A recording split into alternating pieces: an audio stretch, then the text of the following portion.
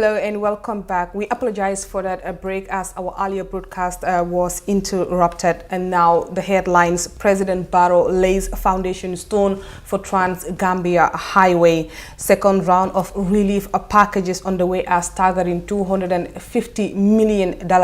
is put aside according to His Excellency President Adama Barrow. CRC chairman said they could have been invited at the National Assembly to make clarifications and answer some questions before the lawmakers. And of course, CRC holds a final media briefing as they bid farewell. Abuko residents cry out for help as erosion wreaks havoc. Let's take a look at our first story. His Excellency President Adama Barrow today laid the foundation stone for the Trans-Gambia Highway. Barrow reiterated his government's commitment in infrastructural development, particularly in rural Gambia. More in this.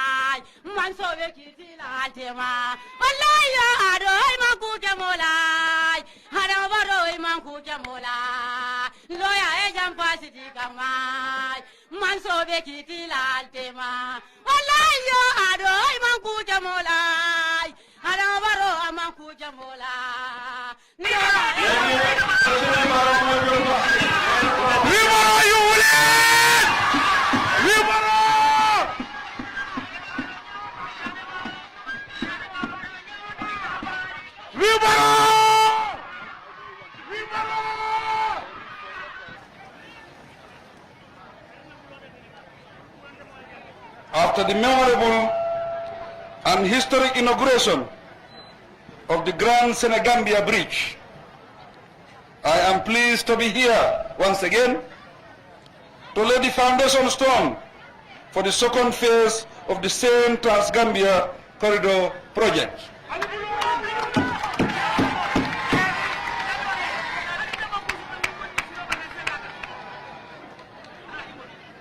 Reflecting backwards, the key objectives of the construction of the Senegambia Bridge were principally to eliminate the bottlenecks caused by the ferry crossing at Yili Tenda and Bamba Tenda, and to facilitate the free flow of traffic within the region. As work on the bridge progressed, it became necessary to focus on the management of the expected increase in the volume of traffic that would be generated by the project. It was obvious that the Trans-Gambia Highway would require strengthening for it to contain the projected increase in traffic. In fact, in Senegal, the road links connected to this corridor on the north and south borders have already been upgraded in anticipation of the growth in traffic. We are gathered here, therefore, to set in motion phase 2 of the Trans-Gambia Corridor project. Ladies and gentlemen, in order to confirm the need and magnitude of the works required to strengthen the Trans-Gambia Highway, the African Development Bank, AFDB, provided an additional grant of $68.5 million to carry out a road safety audit and a feasibility and detailed design study for phase 2 of the initial project. It will be recalled that the AFDB had earlier provided a grant of $4.35 billion for the first phase. On completion of the studies conducted, the European Union (EU), through an arrangement with the AFDB, also granted the Gambia 16 million euros, which is equivalent to $880 million to finance the actual strengthening of the highway. This is what constitutes the second phase of the project. Ladies and gentlemen, it has now become abundantly clear that my government is squarely focused on developing all parts of the country, from the east to the west, and on both the north and south banks. My government is determined in responding to the development needs of the Gambian citizens and making sure that they derive maximum benefit and satisfaction from every public project and program implemented. We must continue to make sure that whenever we invest, we get value in return. The Senegambia Bridge is serving its purpose. Welcome back. Meanwhile, the president told an excited crowd that the second round of COVID-19 relief packages is underway as staggering $250 million is put aside to help Gambians affected by the coronavirus pandemic. Barrow, while making the revelation, also took a dig at his critics and say they can continue the talking whilst he continue the work. More in this. Mbe wati le kono wato me aloko wati kolembalo dañ nekk ci jamono ju jafe wala mbe jankro kono ka fa coronavirus covid-19 ngir ñu ngi ci jamono joo xam ne ni jàngoro ji lembe adina si di coronavirus moo ñu dal ak courant ne di courant me alon ay dunia bele muta jàngoro la boo xam ne ni adina si yépp bàyyiwut fenn ay Gambia fana mutale te ñun itam bokkan nañu ci wala ken nimbe programme kela moo tax jotaay bu ñoo def COVID-19 la ko fongo ko tamande ko ko mbiri jangoro ji COVID-19 bi le nga xamne ni modi matuway ñu wara jël fokk ñu dugal ko ci ci la fi molle maxol ke dinañ bëgg nit ñi ku nekk takka sa masque mol si bulol ku ñu raxasu itam mol si jam fa ñola ñu dandante itam ñil dem ku le di mealon ko silanda baalom ñi kuran ko jéego yo xamne lo xamne ni yu am solo la ci jangoro COVID-19 bi bari ñi kuran waye jangoro ji ndel nga jubele ko nimbe bulol ñi kuran do ne noma dañ tok setlu ko suñ bëgge top coronavirus bi rek woton tel ñanta do ko woke la ben Gambia ko ronta keno la ñi wato dafa melni liggéey buñu soxla buñu mënon def ci réewu Gambia duñ ko mëna def wala ken diñ ko molé gonna molé ko motax ma tok maak sumay nit ñi mané len ali nga funti ali nga ta do ko nañ leen ñu genn ñu dem liggéey coronavirus na dale pour kasi coronavirus dafa ñew pour tok fi bandal ngam fantangal na si nga continuer nga do ko nañ leen ñu fagaru ñu aar suñu boppa liggéey wala ken di mu ne lolo tax nga din dogol wulindi ñu commencé liggéey yi jotaay yi ngay gis ko bari safa mo le ko waye dina bëgg xamal nit ñi ne ala bu ka kessé a jode aka dogu aka wala jow yalla fay sa musa nga di koy fay sa ñaka sa liggéey lay fay di kessé a ñaawo ñaa ala te jola lo mus yalla du la fay sa musa nga bar ne dogo ke don ala be jola waye so daane sa doole liggéey yalla fay la sa ñak wo don del wultale pour ka dogo ke kon nak ñun dañ jot pour liggéey wari ngaalon ne ka fa dogo drogi be jola wala xamna ne njëriñ li fay bi fam nekk rek moy daan sa doole liggéey naal hakkilo ba kan président ne su ngeen fàttale ko kadri naata bridge o yele jàng ba ma ñëwee ubbi bridge bi nga moo beele naata jàng Gambia beele ben Gambia yépp kera ñoo fi daje woon nga bridge o yele ñu ubbi bridge bi bari kabri nga yele waaye bañ ko ubbee ngoy ko doo ko ñinde amam bang ma ne leen liggéey bi ci ne jeexul de fa nga ñi silo doog liggéey bi foog ñu liggéey yoon bi nga fa lu meng kera bañ ko waxee moo yaa mi la politique bi amoo nit ñi dañ waxoon ne waxi politique la bari bi waaye bés ni ki tey nga mena moo bee sondale ka président Barrow naata pour doog wala foog naa ne ñëpp nangu nañ ne président Barrow ñëw na pour liggéey jàng nii baa xola next ya ñun time o su neexee yàlla balaa ñoo wax déwén jamono ji nii muruta nañ jàng soo fi dellu see ito jàng suute la ko doo xamee wax fii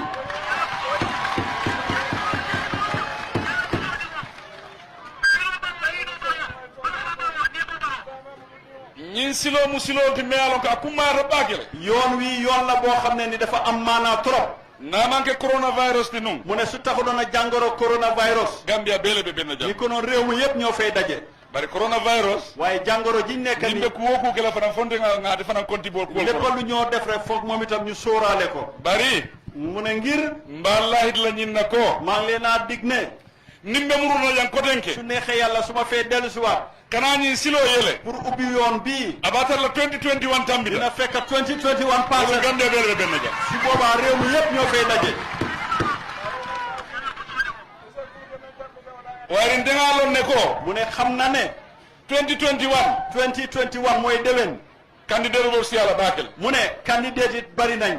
parti tammi lul wala be Gambia kono fukki parti ak juróom ñoo bindu ci Gambia bari parti killing waaye benn parti wala la candidat bo mu kooku la candidat tam ikaw doon ne konti bo kooku rek la ñooy jël compte wolon jomaati kooku mooy kan NPP la candidat président Adama Barrow mooy parti NPP di président Adama Barrow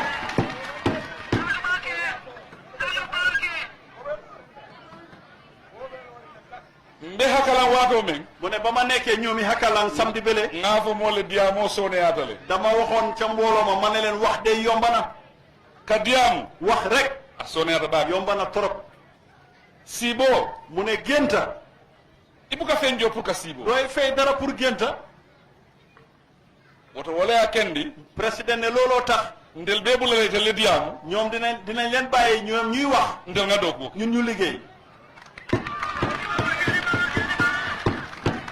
sa jube ñu seet ni wato sida su waxtu jotee ibe juma la jola kan la ñëw fay amunda ko ni sama sida dafa mel ni su nawet jotee ete la ranka yow nga tëdda di xannoor rek di nelaw ebe diamu la drom yaa ngay wax rek ci sa lal ebe banda bal kono yaa ngi ca penc ma ebe garam place o yaa ngi ca grand place ya ndebe na balingot man maa ngi ca tool ya nin tredo sida su traite jotee nga jube juma bi tati yoppe kan mooy dem peese ji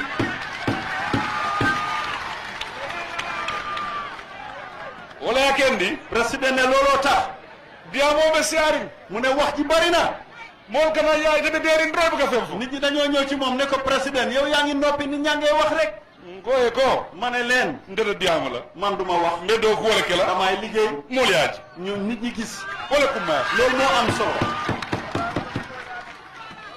kel ari la alkalo mu ne alkaali kër ali bi tey ako on signin kenonu farafeñel mu ne dëgg la lii jotaay bi mënoon nañ koo def farafeñe to ñaan sa kenonu farafeñ war jelon tendaat dëgg la foofu mooy teeru mënoon nañ ko faa def barintel Gambia dula bele kumayata waaye man de Gambia yépp a em ci man sa de warta o moo xam dëkk bu ndaw la ado yata o dëkk bu mag la abe mum na dimbayal lépp suma njaboot la wota bele kañantante kon ñépp a em ci man wala ken ni nata nga ke président Barrow ne looloo tax ma ñëw kër Ali fii jotaay bi ñu def ko fii ker alin kol sala ko waa kër Ali ngeen xam ne kontaan dale kontaan naa sefo diamo to jang chef yi wax nañ sefo jaaju si chefo Yaya Jaaju si ako nga do ko men ke corona kono mu ne liggéey bi ma liggéey ci jàngoro corona bi nga mano di mol la jox naa nit ñi maalo nga koro di mol la jox nit ñi xaalis nga angiro di mol la ma jox nit ñi fertiliser sa engrais sa fo sefo jaaju si ko ma wax Yaya Jaaju si chef bi ne mbe news do faram bondi la bi tey dinaa joxe beneen xibaar fii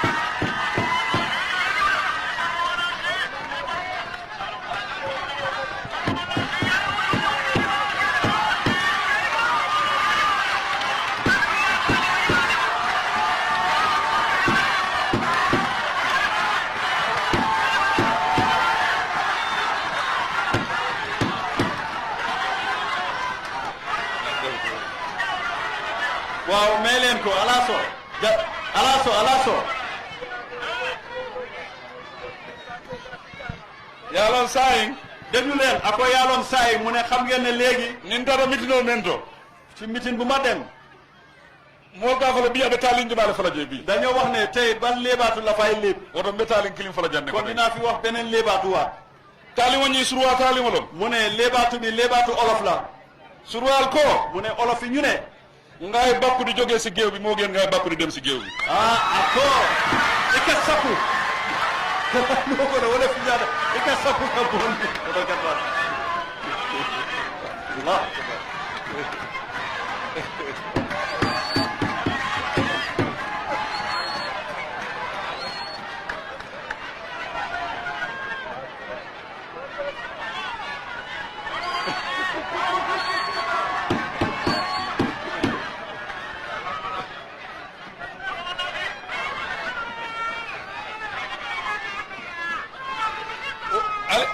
ali la moy Your Excellency ko ya seyka ali la moy wa déglu leen mu ngi ko bamtu ali la moy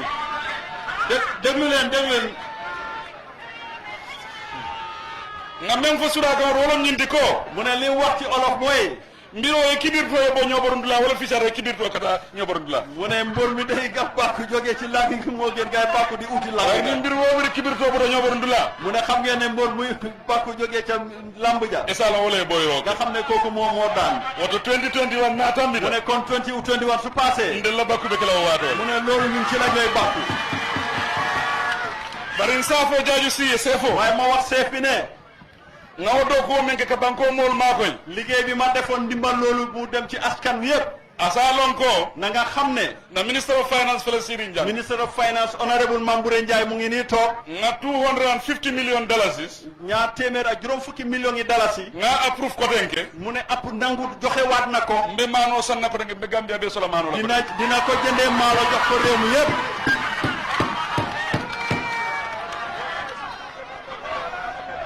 la ko sefo jaaju si wo safi mu ne chef Yaya Jaaju Si nga binde loolu o tambirin ko la mu ne gannaaw loolu nsafaye ko ma wax leen ne nga dal si wuli sabo men di mol la dimbaatiyol la mu ne nafa projet bi ngeen di dégg ñetti junne yi ñooy jox borom njël yi wala borom kër yi afa ko first round lo second round be 3000 dila be la ko denki mu ne loolu round bu njëkk bi la dina ko sàppaliwaat yi joxaat leen yeneen ñetti junne o don denana do ko don ne la kon ñun ci suñ liggéey man na diamo la ñëwuma pour wax mel be diamo la wala continuer diamo la ñii wax nañ continuer di wax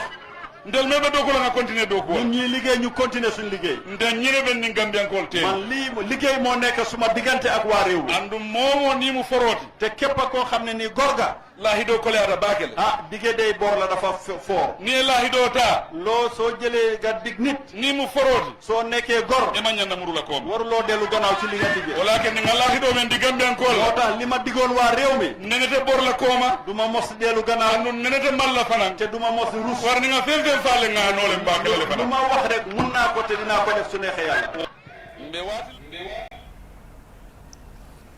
Welcome back. The Justice Minister came under heavy criticism last week following the rejection of the draft constitution. The minister was accused of failing to support the motion before Parliament. Justice Chorno Jallow told reporters today that they could have been invited to answer some questions and make clarifications before our lawmakers. More in this report. The draft Constitution 2020 was last week rejected by parliamentarians after it failed to get the required votes to proceed to the third reading. While some Gambians celebrated the rejection of the document, the supporters of the draft expressed disappointment in the Attorney General and Minister of Justice for his failure to defend the draft before Parliament. Politicians, including the leaders of the United Democratic Party and Gambia Moral Congress, have accused the Justice Minister of executive complicity, adding he should have advocated for the draft constitution, but instead did what the President and his cabinet told him to do. It was quite obvious that the Attorney General's responses were, well, this is not a question of not understanding, it is a question of not agreeing. And you bring a proposal to the National Assembly, and you want that to be adopted, you should have the duty to speak to it, advocate for it, convince the people that this is the right thing, this is the right thing for the country. You just don't come and abandon it and leave it at them. I mean, he's a lawyer. When he goes to court and presents a motion, he speaks to the motion to convince the judge that, look, what I want, what my motion contains, I want you to grant me that. So when he went to the National Assembly, that is what he should do. That one general really, and I think he went there to really do exactly what the President and his cabinet told him to do. That is to say, don't leave it to them. Don't do anything. Don't explain anything to them. Don't try to convince anybody. I wish Batambedu was here. He had passion for this constitution. He wanted to see this constitution through. If he was there, he would have defended it. The lackluster attitude and demeanor of the Attorney General, evidenced through his conspicuous indifference on the floor of the Assembly, is in itself conclusive of executive complicity in defeating the bill. We know, as Minister of Justice, you took this bill to Parliament. Not one word to defend the Constitution. Not one word. Not one word. The demeanor, well, if you like, that's your opinion. You guys, you want to vote for it, well, that's where it is. You don't want to vote for it, well, that's where it is. No, that's not what a Minister of State presenting a government's bill in Parliament, that's not the attitude. You go there to defend the policy and tell the nation why this bill was necessary and why it should be passed. We expected a very spirited argument from the Attorney General to convince parliamentarians and answer their questions adequately. With some describing his performance before lawmakers as lackluster. The chairman of the CRC said they could have been invited to assist and provide clarification and answer questions as suggested in the CRC Act. When the draft constitution, that's the bill introducing the draft constitution, gets to Parliament, we may be invited. And I wouldn't want to say shall, because that's what the language of the CRC Act provides. That we may be invited to assist and provide clarifications and answer questions. We were on standby to do exactly that, so that when we were called upon, we would be available. And yes, I've seen a lot of criticism on that particular subject. But also, I want to be fair to the Honorable Attorney General. There were a lot of questions that were asked by honorable members of the National Assembly that he was not in a position to answer. And we were the best persons that could have answered those questions. So at the very minimum, we had expected that the bill would have advanced to the stage where we could be invited to provide clarifications, because thereafter the opportunity was there to reject it. So this was, so in a way, the fact that a lot of important questions were being asked and we were left out of the loop, I think did not help the honorable members themselves. We could have been invited and we would have been absolutely willing, because we're legally bound actually, to attend and provide that clarification. Sergio Brito reporting. TAF Africa Global presents the new Tulip Gardens. TAF Tulip Gardens is set to comprise service plots in sizes ranging from 220 to 570 meters square. Deposit as low as $83,600 is only an 18-month interest-free payment plan with only 20% deposit on the service plots. Please contact 376-2333 or 776-2333. Tough up. Meanwhile, residents of Abuko are crying for help as erosion wreaks havoc. Many of them say they were forced to abandon their homes. Mati Senghor tells us more in this report. This shocking image cannot be compared to the feeling of people living in Abuko. This devastating state caused by nature is resulting to the relocation of some residents to other places. To know more on this story, do stay with us.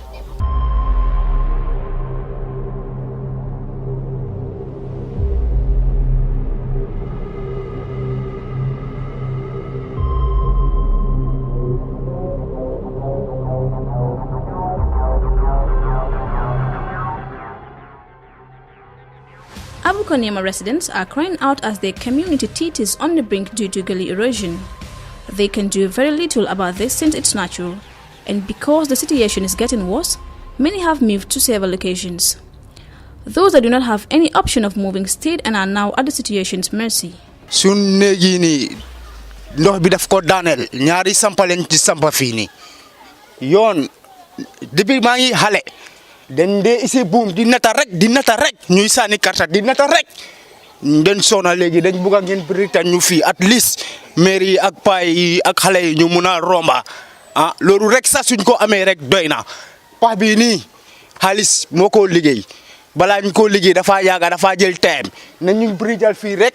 ñun loolu leen soxla ñen defaral la ñu ci jaamal ñun loolu rek leen soxla xalé yi deneen fi magi mënu ñoo romba wéru ko ndogu sa problème pour den jënam buru yang ma understand so ñun den sona den tay den dama suñu gisé kuy nata sax duñ ko dé bugg ak xol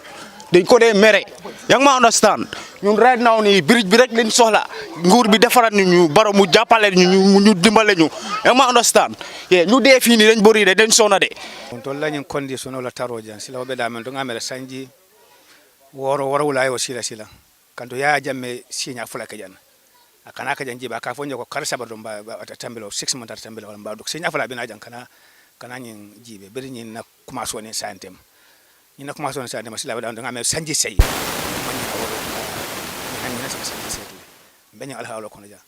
nyin jiyo na rajantu ka kajan nyame fo ala mealo nyin kamunta ba yo dindon fontu non jam fan a jolanta ba kono ja nyin jiyo kono ja jiya samba fo baton tata mota jollo ata fata fabal yo al hawlam bejan asembo warta bak to be bata men kono ja nin jiona kunu suto fo ji si fakata jang ni lor jang kunun suto fa ta fa ci jakal jangam da ba bari o wal halon ben to kunna ja sem wada ba xane la ban fo ni sama fo ya fin nkilo la kam fara because fonta al halo be nyame fo ko dal ko ka nyame anin telefon fo be nyame ni jofo kala ko mo ba xanya tambila jan e kalo la fo lo ni jiot talata isina dem non ñun fi dañuy sona du sona dara fi yoon bi parce que yoon bi baaxul su tawé ñun ñi garder suñu doom yi ñun suñu génné pour ñibisi su tawé ci yoon bi duñu mëna ñibisi fan la ñoo jaar fi légui yan wax lañ bu fekké né di ngeen di défar suñu yoon bi ngeen défar bu fekké né do leen défar ah ñu xam li ñoo def wala ngeen jox ñu fu ñoo tok kon parce que fi amul dara du ndox du pa fu ñoo dem légui ñun dañu sonna ak suñu njaboot yi xam nga yéna sa yow da ngay génna nga bay fi sa njaboot taw bi taw ya ngay xalaat fo nga dugg ci taw so duggé ci taw problem amna. The people here say when it rains, no one goes out. They all stay at home to protect their kids, as 2 children lost their lives upon falling inside the water. The incident even prompted the youth to build a wooden bridge. Because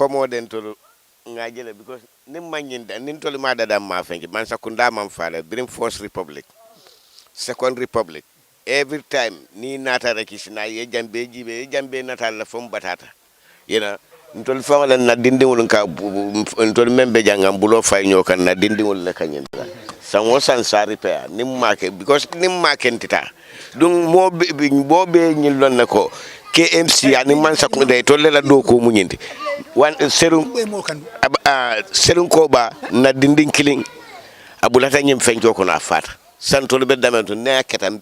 be prison na kono ni sanjo kete ta hanila fintila because ila dindingul fana ite fintindi non nyin jibe ni kunu sanjo men keta jio tumando wata faka na nyim fenjo ba mona dindingul sitambi no janna bang adla jibe to le fon kanyim be da na contribution birin jan ya ja intela ni korda jang a be letinya a be boy minu be mu fenjol nyin korda bundal be tele be boy sila to la na mo jo ana fale sang is now every government